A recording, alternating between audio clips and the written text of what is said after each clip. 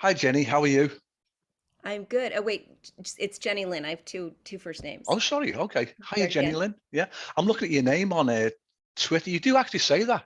Or so, I think it's It's on your website. I've got two it's names. it's in my Twitter profile because everybody gets it wrong. So it's two words, one concept. Okay, so hello, Jenny Lyn. Hello. How I are was like, you today, I'm Terry? good, thanks. Good here in Liverpool. Nighttime, getting dark. 6 p.m. Yeah, You share a name with my cat. My cat is named Terry. with a Y on the end or with an I. With a Y, she's named for Sir Terry Pratchett. Oh, okay. Yeah, yeah. Um, Excellent. I feel honoured. How's life in New York, Jenny Lyn? Life in New York is really interesting. Yeah. They just lifted the mask restrictions indoors. Oh, Uh, indoors. Or Yeah, for I mean, they still have them for, restaurants and theaters and everything, but they're just changing all, sort of the extent to which you have to wear masks in public places. So it's a real time of transition. yeah. Same as the So, UK. Yesterday, it was announced that all COVID restrictions will end in about 4 weeks' time. I'm not so sure. The majority of people are sort of happy in a way, but still cautious. There's still certain shops and chemists that say, no, please do not enter without a mhm. mask. Yeah, yeah, I think, private citizens can make their own decisions about what's required and, Yeah, yeah. schools and everything. I was trying to put together a developmental play reading. And so one of the actors said, "Are we going to have masks?" And I Yeah, said, "Oh, of course." And then I forwarded to the producers who said, "Yes, of course, we'll be obeying all New York City restrictions." yeah. And then, as he was saying that, they were changing the restrictions. Oh dear. Yeah, So, so it's a time of flux and fascination. But I think, some people are moving back to New York who used to live here. mm, Uh, things are shifting. yeah. So. It's interesting times we're living in. Your Twitter page, you describe yourself as you're a playwright, an essayist, and a neologist. First two fairly clear, playwright and essayist. Well, for those who don't know, what is a neologist? A neologist, well, neo is new Yep. and logos is word. So it's the idea, a neologism is the idea that you create a new word. Mm, So I always have liked neologisms, mm, things that, aren't words that should be words. yeah. And so I don't actually get up in the morning and start, making up words that don't exist, but I Mm, certainly like the idea of doing that. So, yeah. um, so I put neologist on there because you don't have a lot of room to sort of express your whole vibe on a Twitter bio. So True. it was an efficient way of saying that I sort of love inventiveness and specifically inventiveness in terms of language. Yeah. Well, one thing that you did post out that tickled me was everyone seems to be playing this new word game, the wordy game. I think you put a link to one with a sort of an adult theme with a sort of a rude word version, which I've tried a few times. And I think my vocabulary is a bit shorter for that It's particular. it's really much more Yeah, challenging yeah. because it doesn't just in the same way that Wordle or Scrabble or any of the traditional word games don't allow you to use curse words Yeah, or foul language, yeah. in addition to not using proper nouns and such. This game only allows you to use foul language, so you can't use Mm, regular words, and it's actually very interesting. I've played it a couple of times now, and it seems like the the words that we use to the all the sort of the naughty words, mm, they often have repeated letters. yeah, They share a lot of letters in common with each other.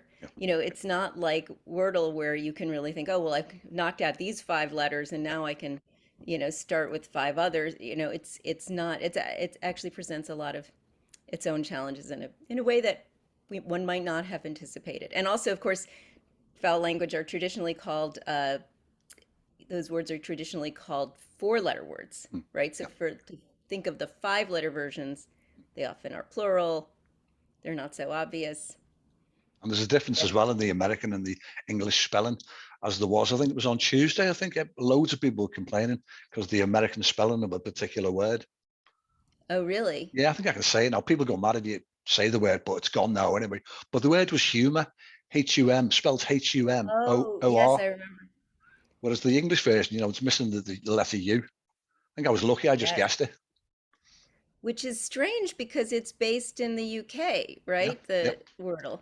I think But it's they've just been used sold American to. spellings. Yeah, I think it's just been sold to the New York Times. I think, and Yes. people have been complaining. Oh, oh. Anyhow, can we talk about your work in flight? Should we Yes, talk about in flight or which of your latest sure. plays? Sure, I'd love to talk about In Flight. Yeah, this is written in rhyming couplets. Is that a Shakespearean sort of style? Uh, well, Shakespeare occasionally rhymed his couplets. He often wrote in blank verse, right? In unrhymed iambic pentameter. Yeah, The practice of rhyming iambic pentameter is more, you know, in comedies like those of Moliere. So the sort of classical French comedy. And I actually, when I was a small child, my mother would read aloud with me yeah, Richard Wilbur's translations of Moliere yeah, into English, which were just really hilarious and I guess made a very deep impression on me. yeah. And then in high school, I wrote an essay about the sort of bitter fight over the play Tartuffe when Moliere wrote it, and uh, and I think that essay about the sort of role of comedy and how you can use it to critique religion and Yeah. government and all that. That essay, I ended up turning into a college essay that I with which I got into Harvard. So this I'd sort of been pretty obsessed in different ways with that play, but not as a form to emulate at all.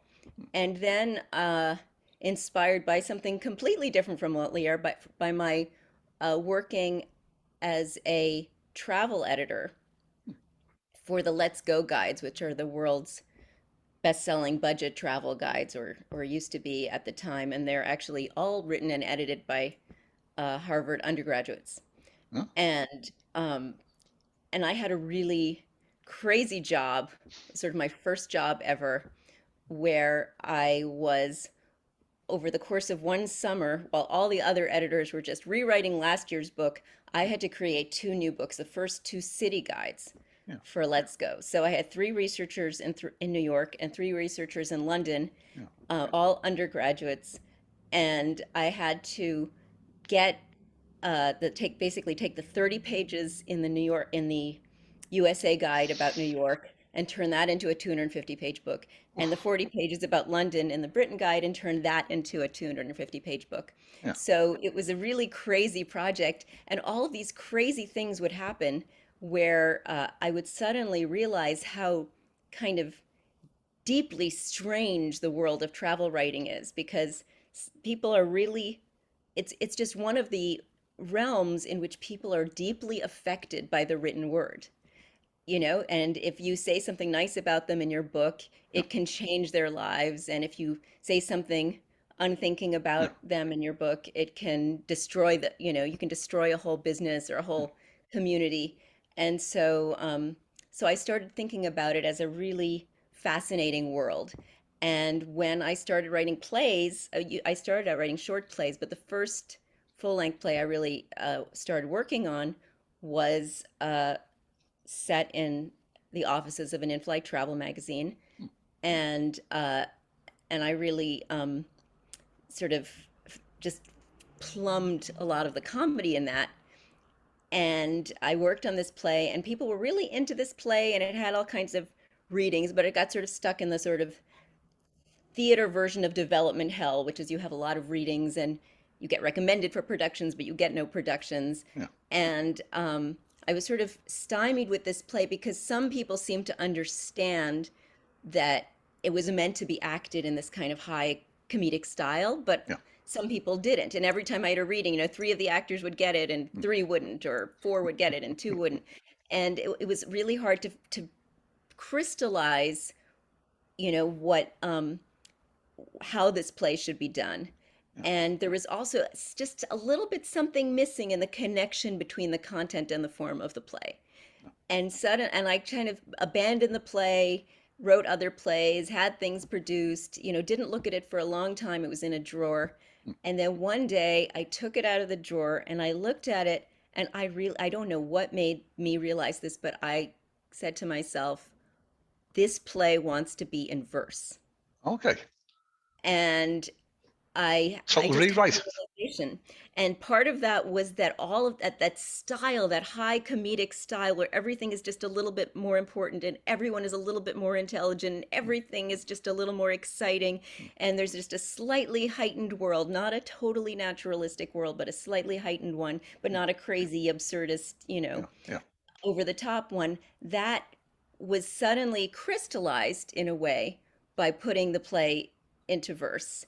But also, it was very much connected, the verse form was very much connected to the themes of the play, because the play was about someone who'd come from the poetry world into this very corporate world of an in-flight airline magazine, yeah, and was doing this travel editing, and was kind of a refugee from sort of poetry and art, but also kind of fighting for that, yeah, against all of the sort of corporate and financial and mm, logistical yeah, obstacles she comes up against. And so suddenly, you know, it's one thing to write a play about business and art and their relationship, but yeah. when, even the CEO is speaking in heroic couplets, Mm, suddenly the terms of the play change a little bit. So from a content, from a thematic point of view, it was helpful. From a stylistic, performative point of view, it was helpful. But the third thing that was really fascinating about turning this prose play into verse yeah, was that it was an incredible editing device. I had spent a long time, because I was a new playwright at the time, learning, whose advice to take and whose advice to ignore. And some people said cut this, and some people said no, cut that. And I still didn't have my bearings around that at that time. So sometimes I would make it better, but other times I would make it worse in a way that I yeah, wouldn't, do today. yeah, But at the time I started putting into verse, it was very clear if something wanted to be put into verse, yeah. it it stayed. If it wasn't important enough to say in verse, Yeah. it left. It Okay. went away, and it was an incredible lens through which to kind of see the play, envision it in a new way, and take it into sort of a new realm. And then I had sort of what I thought it was basically the greatest creative experience of my life up to that time, where I was writing 10 pages of rhymed iambic pentameter a day, Yeah. taking these lines I'd written before, but just starting to think that way, starting to speak in iambic pentameter and in rhymed iambic pentameter myself. And then came the real challenge, which is, a lot of places don't like to do verse plays. Yeah. And but I ended up having a reading of it in London, at a series, at the Bridewell Theatre, done by the North American Actors Association in London. And then I found this company, Turn to Flesh Productions, that Oh, it's oh, Terry. here's Hi, Terry, Terry. right? Um, and I found this company that is actually dedicated to doing contemporary verse plays in New York, and they produced it. And then most recently, actually during the pandemic, I sent the play to Next Stage Press, Yeah. and they have published it, and it is currently their best-selling comedy. Brilliant. So Just can local theatre companies, how does it work? If they buy a copy of the book itself and they want to stage a production, do they have to pay sort of a license fee to yourselves or to the publishers? yeah, this publisher does its own licensing. So Okay. there are sort of two kinds of plays publication. There's you can have a play published, in a collection where the publisher doesn't control the rights, and if someone wants to produce it, they still contact you or your Yeah. agent directly. But Yeah. then there are publishers that also license, and Next Stage Press is one of them. So if you wanted to produce in flight and you called me, I would say, oh, you should call Next Stage Press, because they Okay. are, they're in charge of doing that. But Yeah. they'll be very reasonable. Okay. Do you know, I'm thinking of the actors on stage. If it's in Mhm. rhyme and couplet, the play itself, does that make it in a way, more difficult? I know I've been in a couple of amateur productions, and sometimes you can get away with forgetting a line or getting a line. You can ad lib your way out of it. But with it being in rhyme and couplet, does that make it more disciplined? So the rehearsals are that much more important?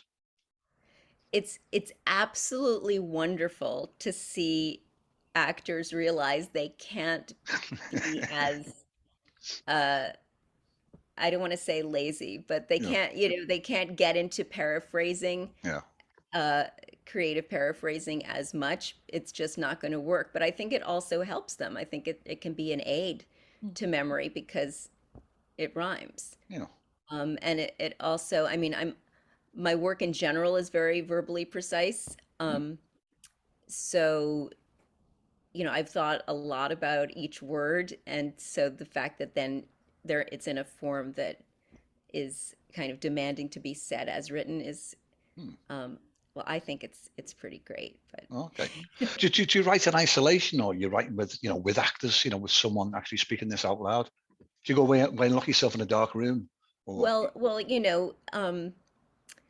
I do at first lock myself in a dark room, but then at some point I like to hear it out loud. Plays are meant to be heard out loud, so I'll take it to my writers group. I belong to a writers group called the Playwrights Gallery, and we meet when we're sort of in season. We meet about every 2 weeks, and we have playwrights, you know, bring in scenes and assign the roles to actors, and then we listen to them out loud you know, and um, and discuss them. And then when you're actually in, having a reading of the play or a workshop or a production, that's another chance to hear actors say it. And sometimes actors will say the wrong word by accident, and it makes so much more sense than the one you've yeah, written. yeah. Um, so that there are opportunities to rewrite. And I mean, I sort of love to see what actors do cold, because I love to see where something doesn't make sense to them immediately.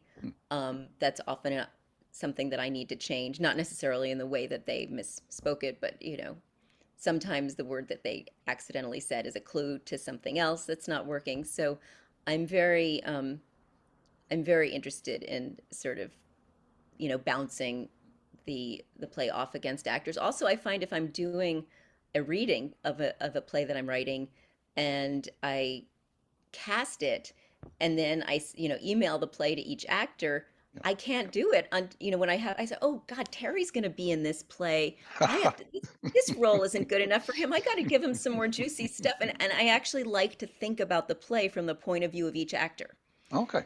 right? And so I like to think about, oh, well, this person is going to be reading the play, and what is their arc going to be? Are they going to have a really a fun time performing this? Mm, What's the emotional high? What's the emotional low yeah. of this particular role? And sort of looking at the play from the point of view of each role. Mm, One really great experience I had was at the O'Neill conference in the old days when Lloyd Richards ran the O'Neill conference. It's a national playwriting conference, and they have each playwright read his or her entire play out loud, yeah. playing all of the roles in front of all of the 12 playwrights, the four directors, and the Yeah. three or four dramaturgs, and the artistic director. Short And plays, is this?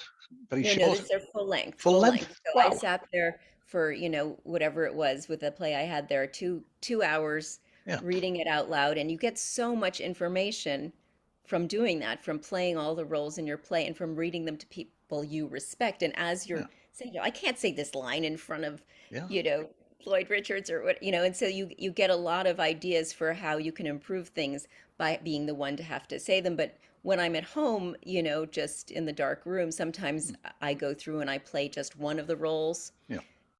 and I think of it from that actor's point of view. Okay. Do you find that your characters, in a way, come alive? And novelists that I've spoken to, I know, writing my own book, the characters sort of went off in a different direction.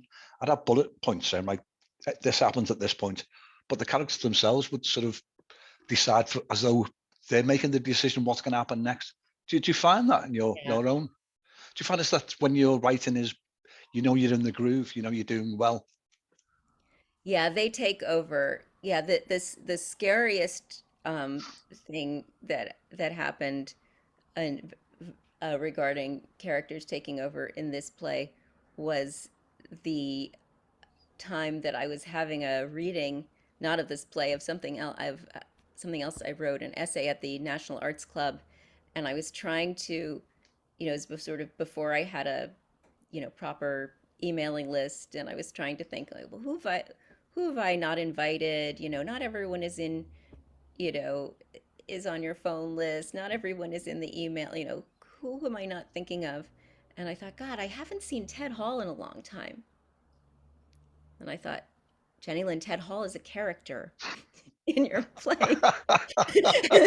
That's weird. That's all. That's weird.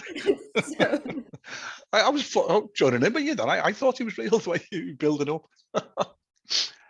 Did you tell people that who are not writers? Did they find you a bit weird? Or do you just keep that to I yourself? probably shouldn't tell that to people who are not writers. But yeah, people, Yeah, it's yeah, good when the fictional characters start to have their own yeah, yeah, point of view. Yeah. yeah. Recently, you've been involved with the virtual Edinburgh Fringe. Is that sort of Mhm. long distance? Are you emailing back and forth, or do you actually have you been over to the UK and to Edinburgh? I've never been to Scotland. Oh, okay. Um, yeah, it's just the way it worked um, when my play Guru of Touch was in the Fringe last year. Um, was the director was in Argentina, the actors were in the United States. Yeah. She'd gone to Argentina at the beginning of the pandemic and gotten stuck there. They'd canceled all flights, Oh dear. and it was a site-specific play recorded on Zoom, and it somehow, it had to get from Argentina to Scotland at a Yeah. certain, you know, on a certain server, and Yeah. then it was in, virtual Edinburgh. Yeah, they're Yeah. still figuring out this year whether Edinburgh is going to have a virtual component. Okay. But I have a play happening now virtually at the Living Record Festival in the UK, Oh yeah. for which I also have not had to travel Yeah. uh, anywhere. So, and that's my play Tree Confessions. How's that working? Is this like another? Is it a Zoom collaboration? It's an audio play. Oh, okay. Yeah. Yeah, Yeah. Tree Confessions is a play you can listen to. It's the world's first solo play told entirely from the point of view of a tree. What? Yes. That's. I'm gonna. Sorry, I'm just thinking about that. That's. Or Yeah, the if nobody's there, will it not? Nobody hear the tree fall over? What's that saying? Is the forest? There's nobody in the forest. Do we hear the tree falling? yeah, the artistic director of This Is Not a Theater Company, which does all of these wonderful, sort of site-specific, the idea is it's not a theater, it's not necessarily, the venue isn't necessarily theater, right? Yeah. So they've Yeah. done a play in a swimming pool, we've done one in a cafe. Yeah. At the beginning of the pandemic, the director said she wanted to do something called Play in Your Bathtub, Hmm. and some of us created this play that then streamed in 30 countries, Yeah. and it was set in your bathtub. And now there's a new version, a Spanish language version of that playing in Argentina. And she came to me at some point. Her name is Erin Me, and she came to me and she said, I'd like you to write a play from the point of view of a tree. And, this was exciting to, get a commission from This Is Not a Theater Company and have it, I knew that it would definitely be done and everything. But it was a kind of, impossible assignment, which is the kind I liked, but it was still seemed a little impossible when she first said it. And we Yeah. were working on a lot of projects, and I didn't really, it just didn't come to me right away. Yeah. And then, we got kind of sidetracked by other things, pandemic, et cetera. And then she said to me, I really want you to write this play from the point of view of a tree. And I said, right, right, we were going to do that. Okay. Um, so just tell me a little bit about that. And she said, oh, well, there's this researcher who decided that trees communicate. And I said, okay, stop. I think I got something. Wait, like let me just go look that up. And she sent me some article, and I read this half-page article, and it was about the work of Suzanne Simard and how she had discovered the ways in which trees communicate, underground Yeah. through networks of their roots, and Yeah. how they send nutrients and how they signal to each other when winter is coming and things like that. And I read this half page piece online, and I thought, and I knew there was more research to come, Yeah. but I set it aside because I had the idea for the play, Okay. which is a tree confessing to us Yeah. what they let the researcher know and what they didn't. Yeah. And so the idea is, a scientist has discovered everything about the way trees communicate, Yeah. or has she?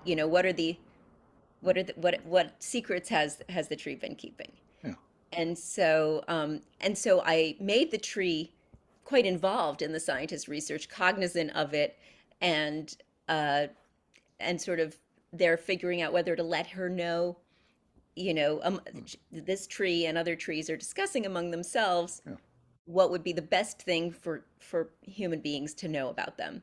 Okay. And so and the tree has kind of a character, and then there are other trees, mentioned, sort of offstage characters, and their names, and it's voiced. The play is voiced by Kathleen Chalfant, who is a Tony nominated actress who's also won an Obie Award for Lifetime Achievement and a Drama Desk Award.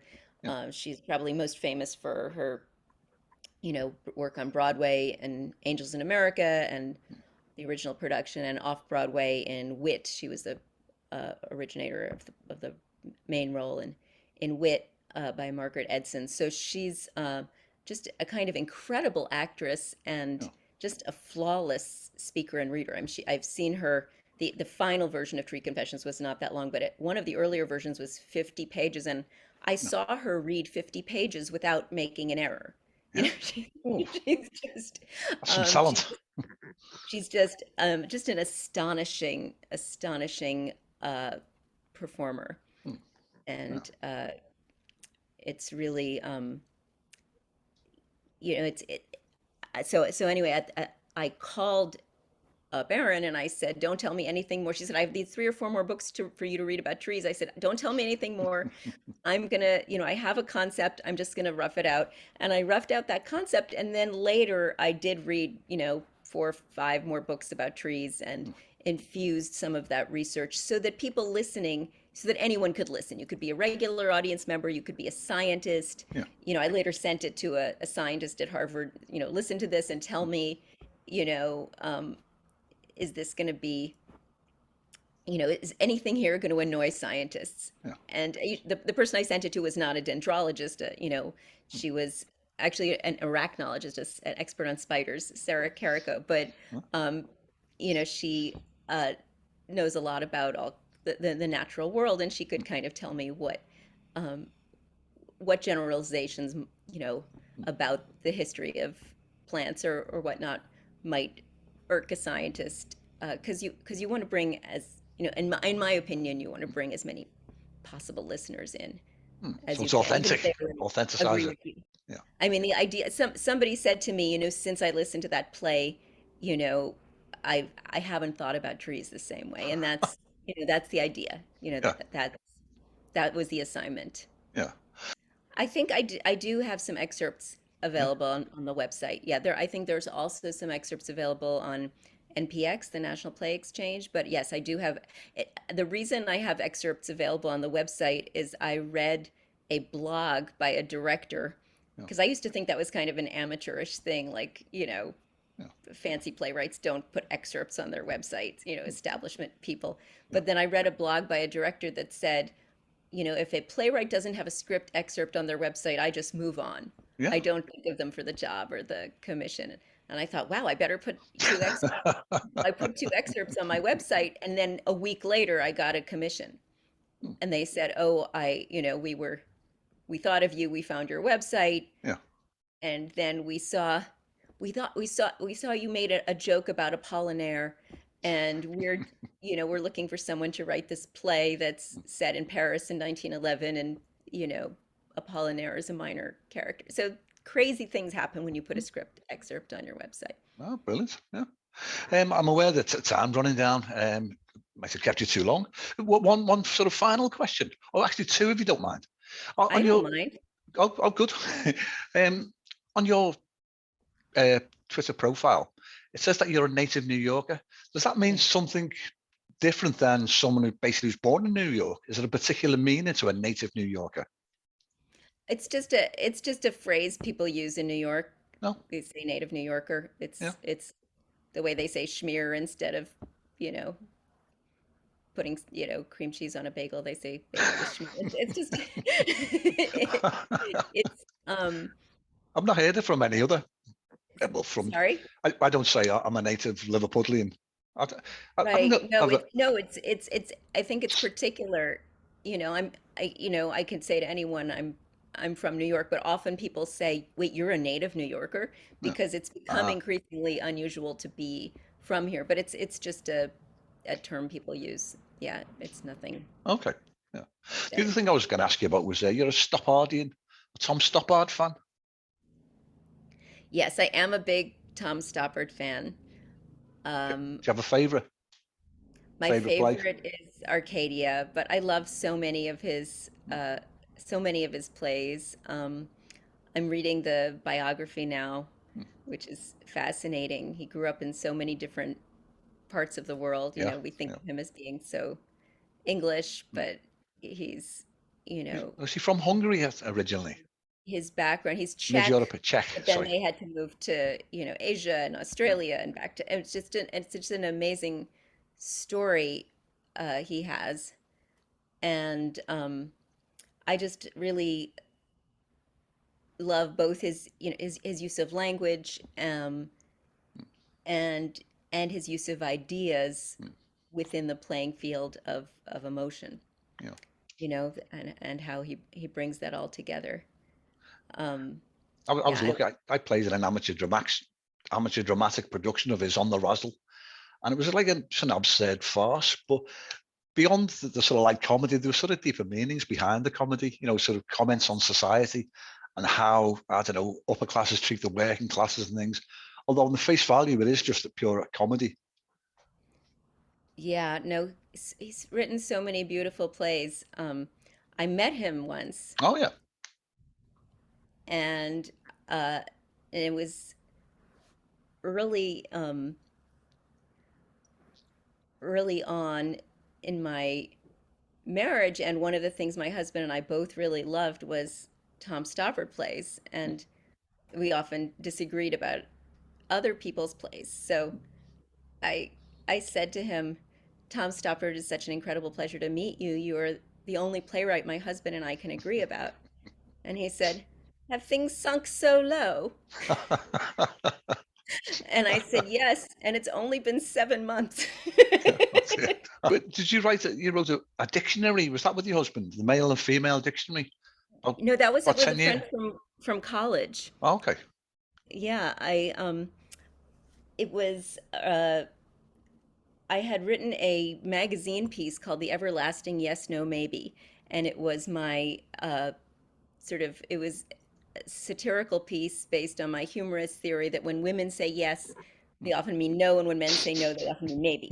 And it's sort of sent up, and the whole no means yes things, and sort of stereotype it, but and sort of played with stereotypes, lampooned stereotypes in a way that caught the attention of a book editor who got in touch with me and said, "Would you like to write a male-female dictionary? And if so, could you do a sample, and could you find a person to write it with?" And so I kind of made a list of all the men that I knew who wrote, and I circled the ones who were funny, and I crossed out the ones who I don't meet deadlines, and I starred the ones who were particularly masculine in some way, or I thought would get into the humor of this book. And I was left with my friend Bill, who at the time was working in an insane asylum, Oh, or mental institution, I think is the proper way to say it. yeah. But we put together this sample, and ended up eventually, by the time that everything went down, I think the editor had left that publishing house, but we ended up selling it to another house. Yeah. And um, yeah, we wrote this crazy male-female dictionary. Like great fun. Oh, a final question, Jenny Lyn. What advice would you give someone who sort of has aspirations of becoming a stage writer, a playwright? How would they begin? To basically just get words on paper, actual joining local amateur dramatic groups? Where would they start? Oh yeah. No, I think there are, that's a really good question. It's for me, each play that I've had done has happened differently. So I can't even replicate what happened last time. You know what I'm saying? Each Yeah. each time it's a different scenario.